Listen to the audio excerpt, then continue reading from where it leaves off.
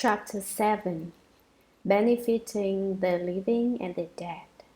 At that time, Earth-store Bodhisattva Mahasattva said to the Buddha, "World Honored One, I see that every single movement or stirring of thought on the part of beings of Jambudvipa is an offense. Beings tend to use up any wholesome benefits they accrue, and many of them end up retreating from their initial resolve. If they encounter evil conditions, they magnify them with every thought. They are like people trying to carry heavy ropes while walking through mud. Each step becomes more difficult, and the ropes more cumbersome as their feet sink deeper. If they meet a mentor, he may be strong enough to lighten or even totally remove their burdens. Helping them thus, the mentor will then advise them to stay on solid ground and be mindful never to go back into that treacherous path. World Honored One, the bad habits of beings range from minor to major, since all beings have such habits. Their families or relatives should create blessings for them when they are on the verge of dying in order to assist them on the road ahead. That may be done by hanging banners and canopies, lighting oil lamps, reciting the sacred sutras, and making offerings before the images of Buddhas or sages. Another way to assist them is by reciting the names of Buddhas, Bodhisattvas, and practical Buddhas so that the recitation of each name passes by the ear of the dying one and is heard in his fundamental consciousness. Suppose the evil karma created by beings was such that they ought to fall into the bad destinies. If their relatives cultivate wholesome causes on their behalf when they are close to death, then their manifold offenses can be dissolved. If relatives can further do many good deeds during the first 49 days after the death of such beings, then the deceased can leave the evil destinies forever, be born as humans and gods, and receive supremely wonderful bliss. Their surviving relatives will also receive limitless benefits. Therefore, before the Buddhas, world honored ones, as well as before the gods, dragons, and the rest of the Eightfold Division, humans and non-humans, I now exhort beings of Jambudvipa to be careful to avoid harming, killing, and doing other unwholesome deeds, to refrain from worshipping ghosts and spirits or making sacrifices to them, and never to call on mountain sprites on the day of death. Why is that? Killing, harming, and making sacrifices do not even have a tiny hairbreadth of power with which to benefit the deceased. Such acts only bind up the conditions of offenses so that they grow ever deeper and heavier. The deceased might have been due to increase his potential for sagehood or gain birth among humans or gods in his next life or in the future. But if his family commits offenses in his name, his good rebirth will be delayed. How much more would that be the case for people on the verge of death who during their lives had failed to plant even a few good roots? Each offender has to undergo the bad destinies according to his own karma. How could anyone bear to have relatives add to that karma?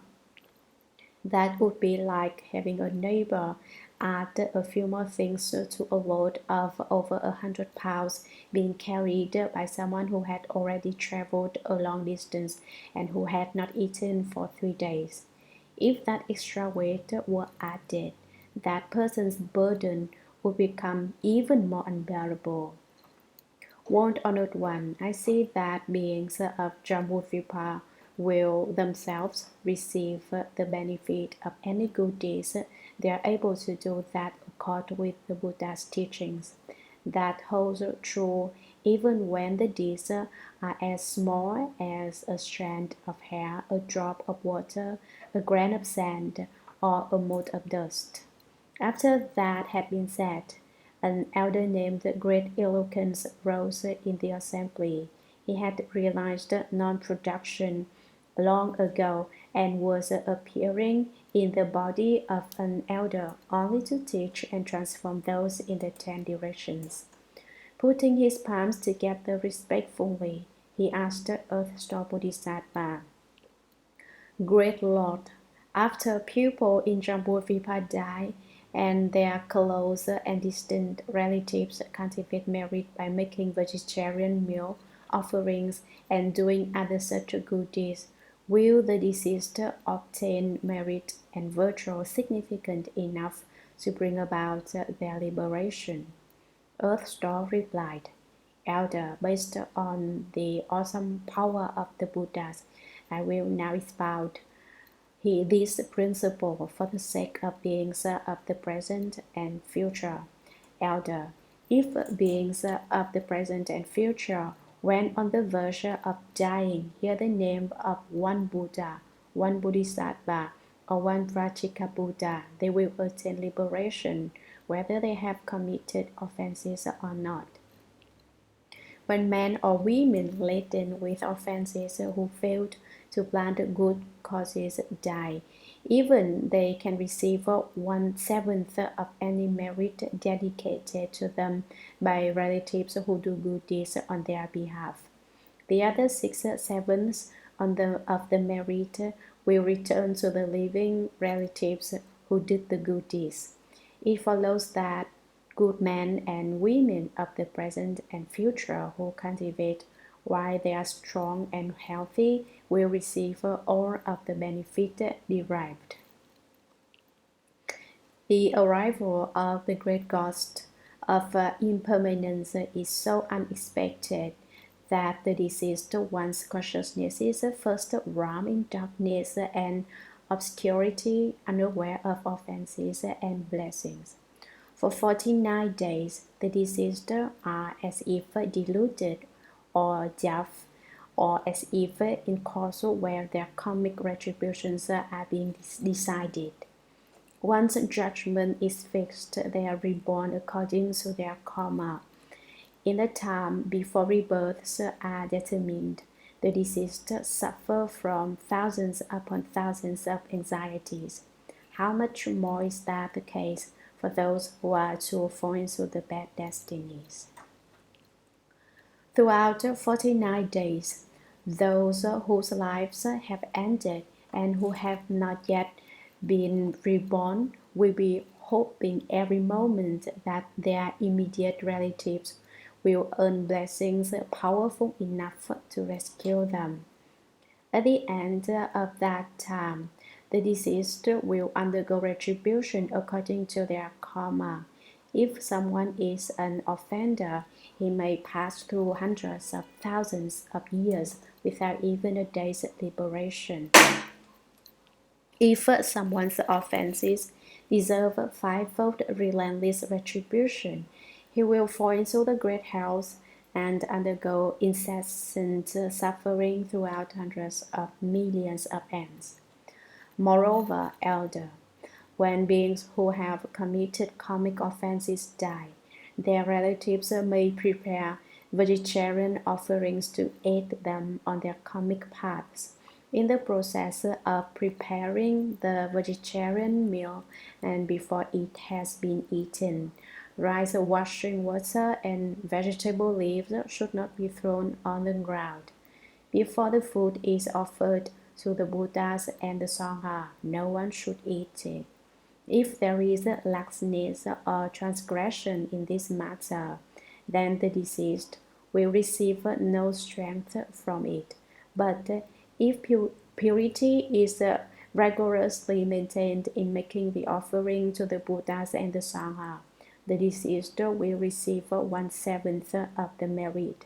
Therefore, elder, by performing vegetarian offerings on behalf of deceased fathers, mothers, and other relatives while making earnest supplication on their behalf, beings of Jambudvipa benefit both the living and the dead. After that was said, thousands of billions of Nayutas of ghosts and spirits of Jambudvipa who were in the palace of the Trayastrimsha Heaven made the unlimited resolve to attain Bodhi.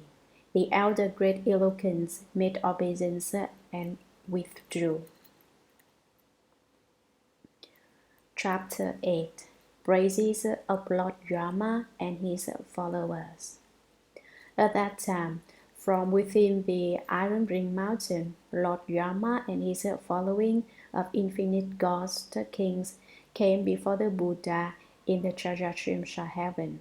They were the Ghost King Evil Poison, the Ghost King Many Evils, the Ghost King Great Argument, the Ghost King White Tiger, the Ghost King Blood Tiger, the Ghost King Crimson Tiger, the Ghost King Spreading Disaster, the Ghost King Flying Body, the Ghost King Lightning Flash, the Ghost King Wolf Tooth, the Ghost King Thousand Eyes, the Ghost King Animal Eater, the Ghost King Rock Bearer, the Ghost King Lord of Bad News, the Ghost King Lord of Calamities, the Ghost King Lord of Food, the Ghost King Lord of Wealth, the Ghost King Lord of Domestic Animals, the Ghost King Lord of Birds, the Ghost King Lord of Beasts, the Ghost King Lord of Mountain Sprites, the Ghost King Lord of Birth, the Ghost King Lord of Life, the Ghost King Lord of Sickness, the Ghost King Lord of Danger, the Ghost King Three Eyes, the Ghost King Four Eyes, the Ghost King Five Eyes, the Ghost King Chili Shi, the Great Ghost King Chili Shi, the Ghost King Chili Cha, the Great Ghost King Chili Cha, the Ghost King Notra, the Great Ghost King Notra, and other such great ghost kings, with hundreds of thousands of minor ghost kings who dwelt throughout Jambudvipa, each presiding over certain jurisdictions. Aided by the Buddha's awesome spiritual strength and the power of Earth-Store Bodhisattva Mahasattva, all these ghost kings joined Lord Yama in the Trayastrimsha Heaven, and together they stood to one side. Then Lord Yama knelt, placed his palms together, and said to the Buddha, World Honored One, aided by the Buddha's awesome spiritual strength and the power of Earth-Store Bodhisattva, I have been able to come here with all these ghost kings to join this great assembly in the Trayastrimsha Heaven, which will be very much to our benefit. There is now a small doubt that I should like to express, and we hope the World Honored One will be compassionate and resolve it. The Buddha told Lord Yama, I will answer any question you would like to ask.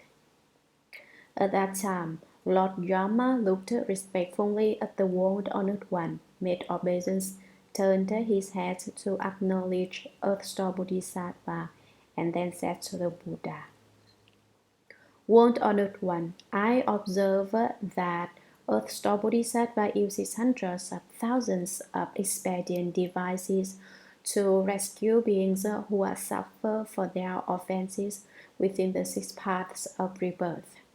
I see that he does so instinctively, without the least fatigue.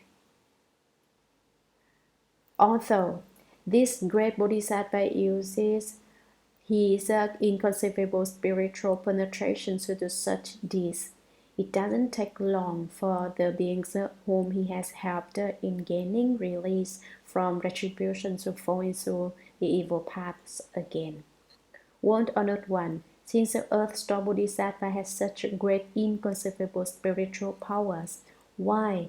Our beings are not able to rely on Him, to stay on the good paths, and to be freed once and for all. Please, won't Honored One explain that for us?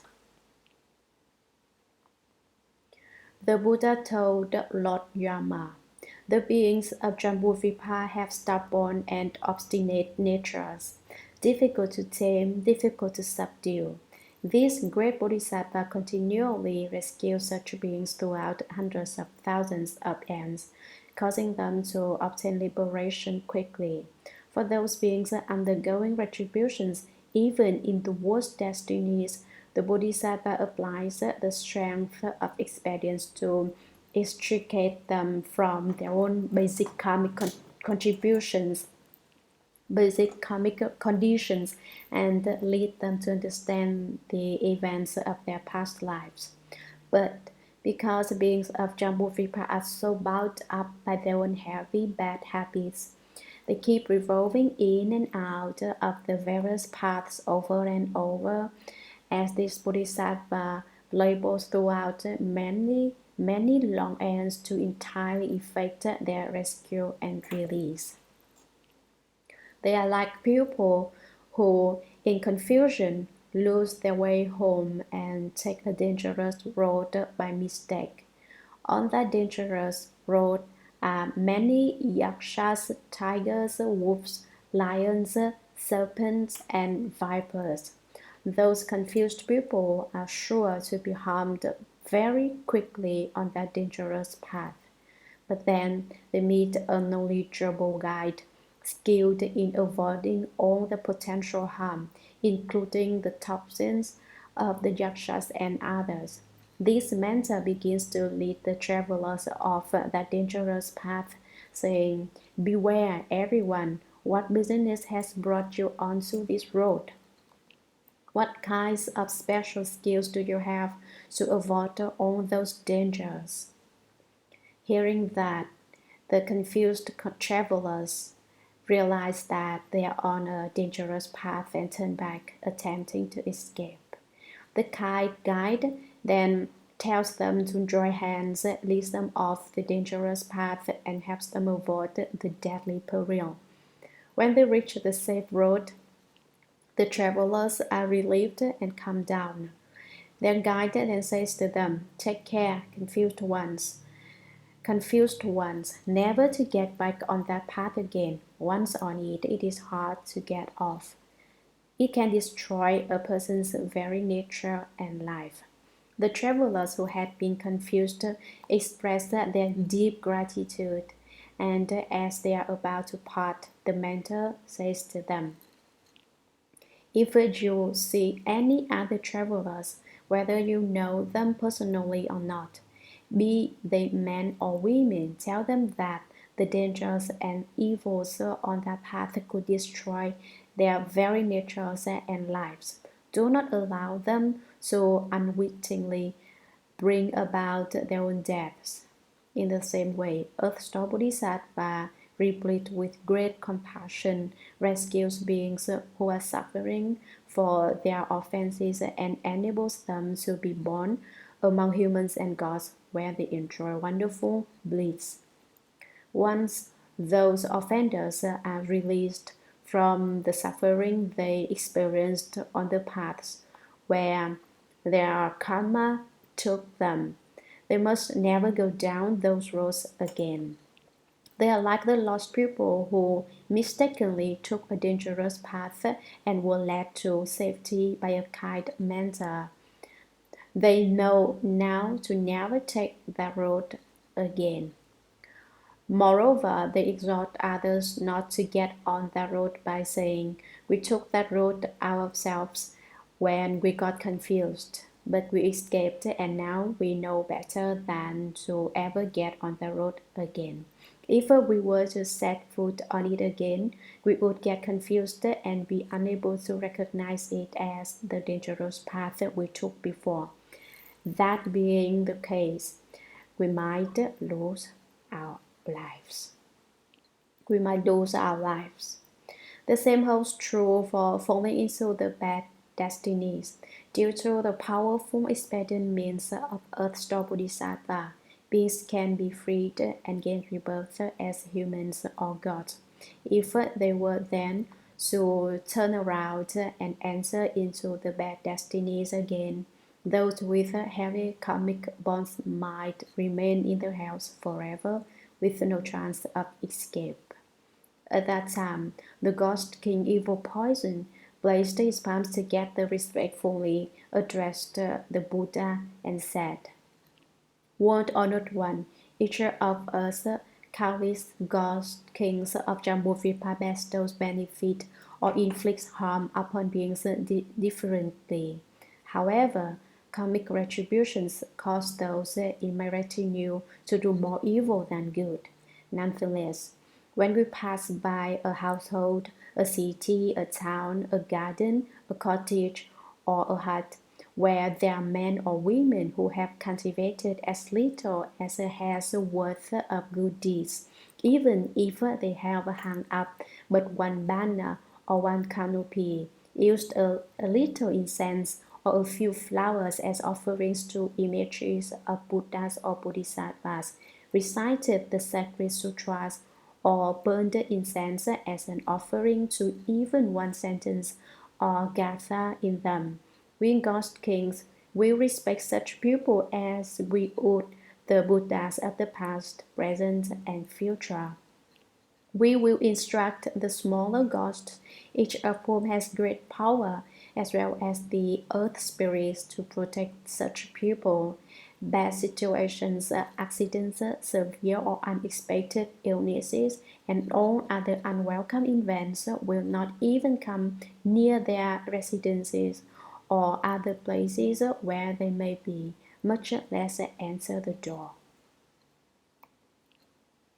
The Buddha praised the ghost kings. "Excellent, excellent, that all of you ghost kings join Lord Yama in protecting good men and women in that way.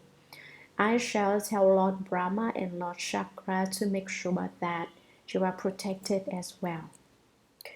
When that was said, a ghost king in the assembly named Lord of Life said to the Buddha, "World Honored One, my karmic conditions are such that I have jurisdiction over the lifespans of people in Jambudvipa, governing the time of both their births and their deaths.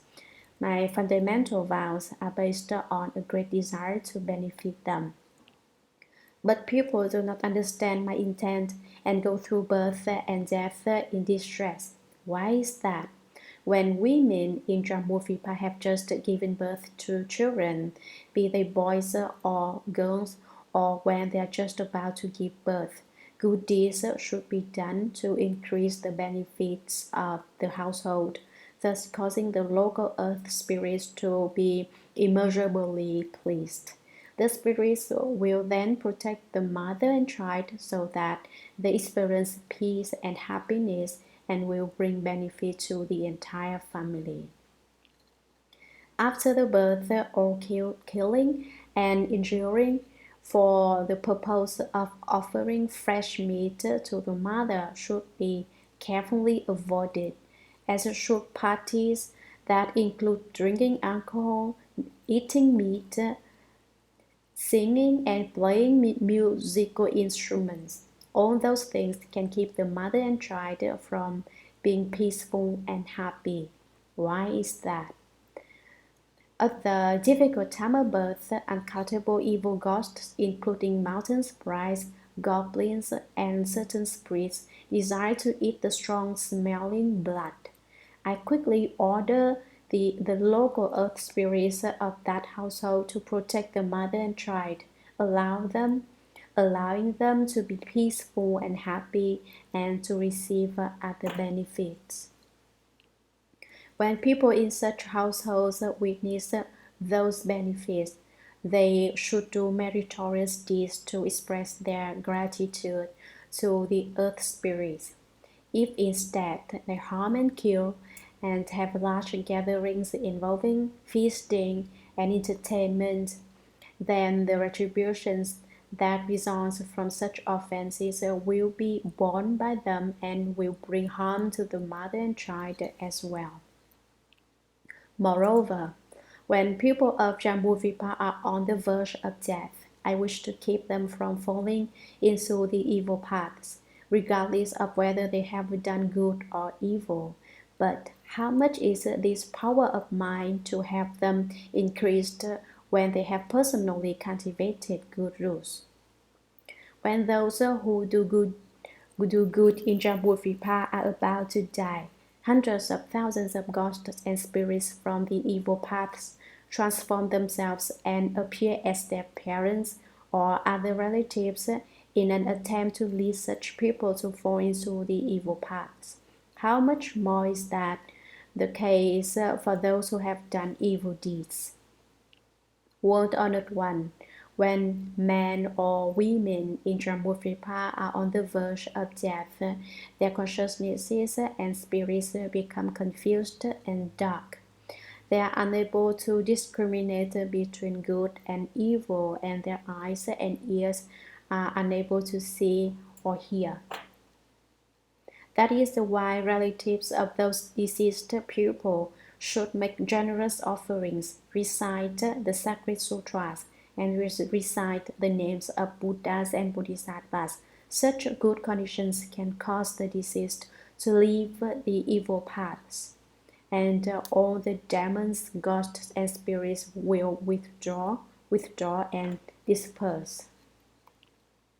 World Honored One, if at the time of death beings of any kind have an opportunity to hear the name of one Buddha or Bodhisattva, or to hear a sentence or gather of a Mahayana Sutra, I observe that such beings can quickly be freed from the pool of their accumulated minor bad deeds that would otherwise send them to the evil paths. The exception to that is crimes involving killing that warrant fivefold relentless retribution. The Buddha told the Ghost King, Lord of Life, because of your great compassion, you are able to make such great vows and protect all beings in the midst of life and death. When men or women in the future undergo birth and death, do not retreat from your vow, but liberate them all so that they can experience eternal peace. The Ghost King told the Buddha, please do not be concerned until the end of my life. In every thought, I shall protect beings of Jambudvipa at the time both of birth and of death, so that they all find tranquility. I only wish that at the time of birth and death, they would believe what I say, so that they could all be liberated and gain many benefits. At that time, the Buddha told the Earth-Star Bodhisattva, this great Ghost King, Lord of Life, has already passed through hundreds of thousands of lives as a great Ghost King, protecting beings during both birth and death. Only because of his great being's compassionate vows does he appear thus in the body of a great Ghost King, for in reality he is not a ghost. After 170 aeons have passed, he will become a Buddha named No Appearance Thus Come One. His aeon will be called happiness, and his world will be named pure dwelling. That Buddha's lifespan will continue for incalculable ends. Earth-Star, the circumstances surrounding this great Ghost King are thus. They are inconceivable, and the people and gods whom he rescues are countless. And a part 2 of Sutra of the Past Vows of Earth-Star Bodhisattva. The true words of 7 Buddhas for eradicating offenses.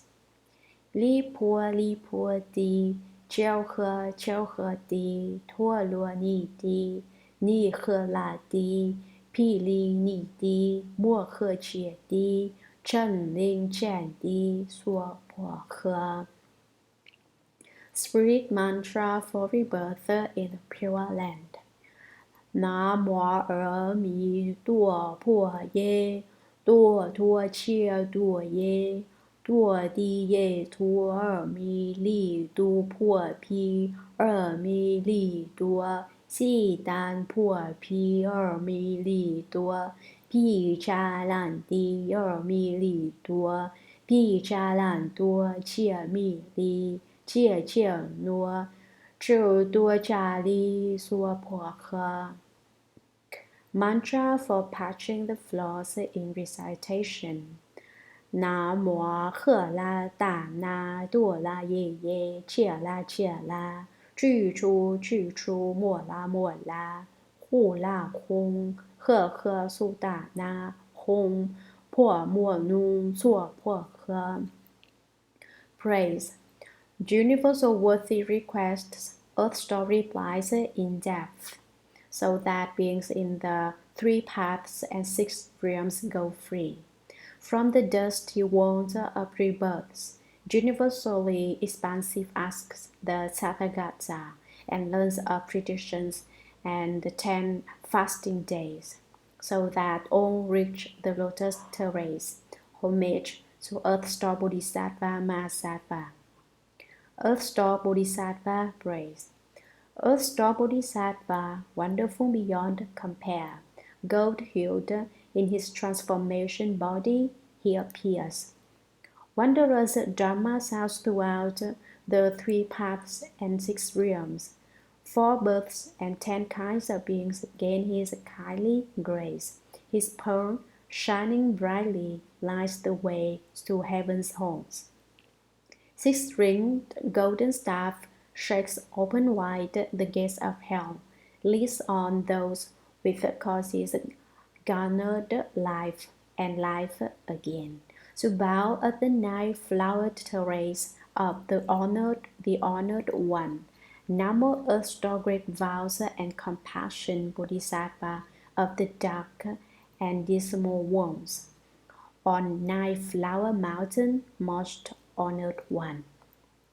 With 10 wheels of power, you rescue all the suffering ones.